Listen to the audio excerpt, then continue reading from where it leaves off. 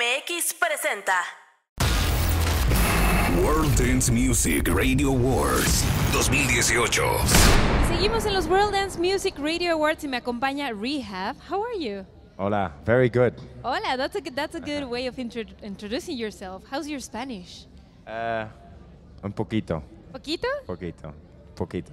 La cuenta, por favor. Couple small things. Well, that would help you to get through in Mexico City. I think that's more than enough. Is there something you want to learn?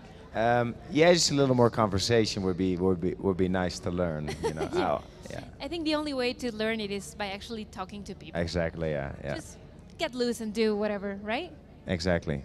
So we're very happy to have you today. You're actually nominated as Best Electro House DJ. How does that make you feel? No, really cool. When I heard about the nomination, amazing, you know, and yeah, happy, you know, and nothing but happy.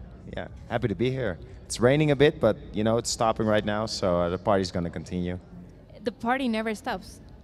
The show goes on. That's true as well. Actually, we've been discussing about this. Obviously, we think the life of a DJ is like we see in the movies. How far or how close is it to your life? How is it like? Is it like a party life? Is it? It's a lot of music making, a lot of travel, and the party is when you're on stage. You know, I don't really party outside performing. To be honest, I'm pretty relaxed. So we wouldn't say you're the one last standing in a party. No, I'm pretty laid back. That's great. And well, you've done several remixes for several songs. How does that work? Like, how do you come to terms with other artists to say, okay, I'm gonna do this to your song, or is it something that I'm pretty sure they must be wanting you to do it as well? No, you know, all the remixes I've done so far, the artists came to me. So, like, for example, I did Rihanna and Drake work, and then she asked me also to do Kiss It Better. Rihanna asked me to do Kiss It Better and needed me. So I just think the artists become a fan of, like, sort of a style of the remix, and then they're like, oh, could he remix that? And so, yeah, they ask me. So it's always official. And how's the collaboration? How does the collaboration work? Like, do they show? Do you show them like what's your work so far, or they wait till the end till it's finished? The process is mostly I get the a cappella, start working on it, and mostly have a final concept, like a concept. I send that over, and I'm like, do you guys like this direction? And if everyone likes it, then I'll put the finishing touch on it. So yeah, so far it's been great. You know, like, for example, this week also a remix comes out for Marshmello and Anna Marie France. So they asked me to remix it. So it's fun to remix these big records. Does it ever change from what you have in mind till the final result? Yeah, like on the remix, for example, for France, it's very different than the original. I actually didn't listen to the original that much on purpose, so I don't get the original stuck in my head. So yeah. For example, on the remix for Rihanna Work, I don't even know the original. I just know my version. So on purpose, else I get the original stuck in my head. So I'm guessing when the original one comes out on the radio, you're expecting it to sound like your remix, right? Yeah, a little bit, you know, because you're like, it was the same with the Chainsmokers Closer. I never heard the original, and I finished my remix already. So like, when I heard the original, I was like, oh, that's very different than how I did it. So, you know, it's fun. And what happens when the remix becomes even more popular than the original version? Do you ever get complaints from the people you work with? No. I think, you know, we're all, they're happy with a good remix. So if someone makes a remix that's bigger than my original, I would be happy. Yes, of course. Yeah, that's what you're looking forward to, right? Exactly. And tell me a little bit about your background, because being from so far away and then being here in Mexico and then working with other artists, where did your love for music come from? You know, being from the Netherlands, Holland, dance music is very big. And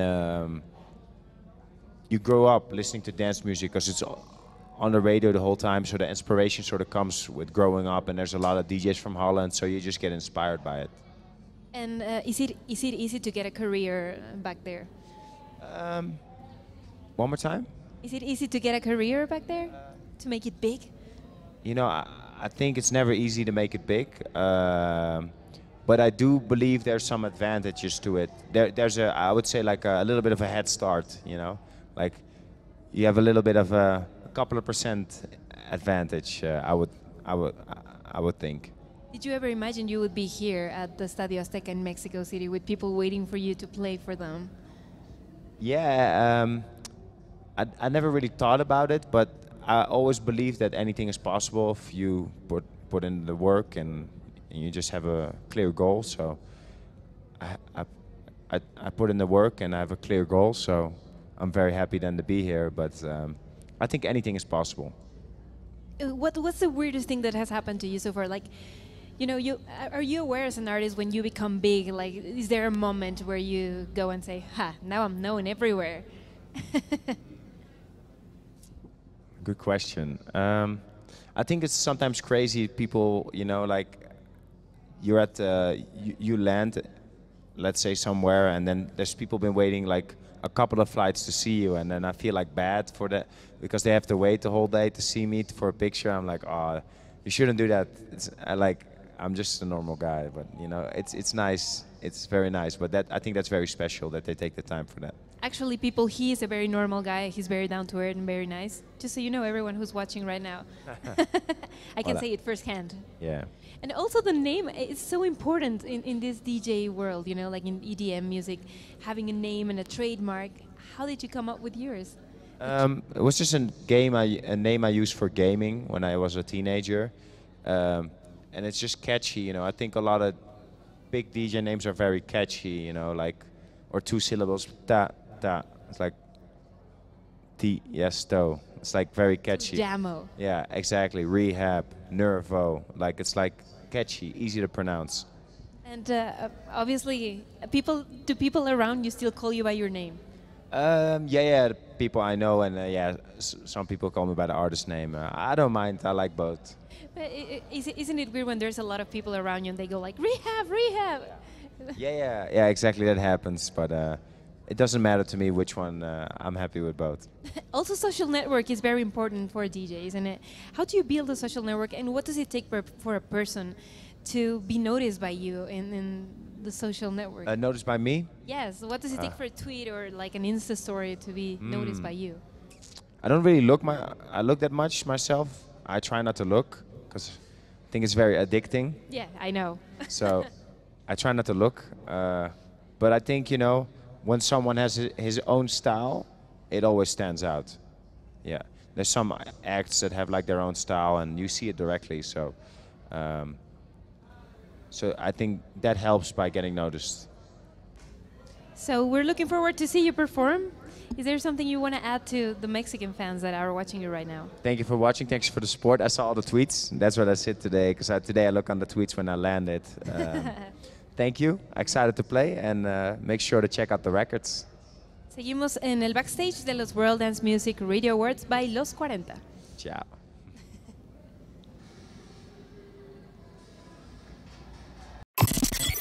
CDMX presenta World Dance Music Radio Awards 2018.